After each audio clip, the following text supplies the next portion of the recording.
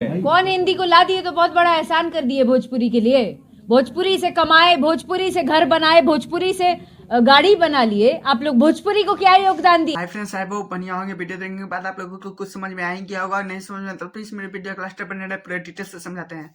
आप लोगों को पता है पवन सिंह का जिस तरह से बढ़ते आता जा रहा है, उसी तरह पवन सिंह विवादों में आते जा रहे हैं, सुर्खियों में। बात यही खत्म नहीं होता दोस्तों, क्योंकि आप लोगों को पता है अक्षय सिंह ने किस तरह से टारगेट करके पवन सिंह को किस तरह से नीचा दिखाने की जरूरत की है। लोगों को पता है पवन सिंह पिछले वाले बर्थडे में सनी लियोनी के साथ किस तरह से हिंदी सॉन्ग में ही अपना बर्थडे सेलिब्रेट किए थे। इसी कारण सिंह के फैन इस बार भी कुछ धमाल करने वाले, लेकिन वो अभी तक छिपाया गया। अभी ये भी पता नहीं किन की हीरोइन कौन सी हीरोइन आने वाली है। लेकिन के खिलाफ एक रिपोर्टर ने अक्षय सिंह से पूछा कि किस तरह से पवन सिंह अपने बर्थडे पे हिंदी सॉन्ग निकाल रहे थे, तो गर्दा कवार दिए। और सबसे पहले पवन सिंह ने ही हिंदी सॉन्ग भोजपुरी में लाए थे। इसी कारण अक्षय सिंह बौखला गया। हिंदी को पहली बार पवन सिंह लाके एहसान कर दिए। क्या पवन सिंह ने इस सारे भोजपुरी कलाकारों को बुड़बक बना के, अपने फैन को बुड़बक बना के, क्योंकि आप लोग घर बंगला सब बना लिए पवन सिंह। बोलना चाहते हैं दोस्तों, अभी तक पवन सिंह का बर्थडे आया नहीं है, लेकिन क्या ही बोल सकते हैं, सारे पवन सिंह के खिलाफ कुछ कुछ होने लगे हैं।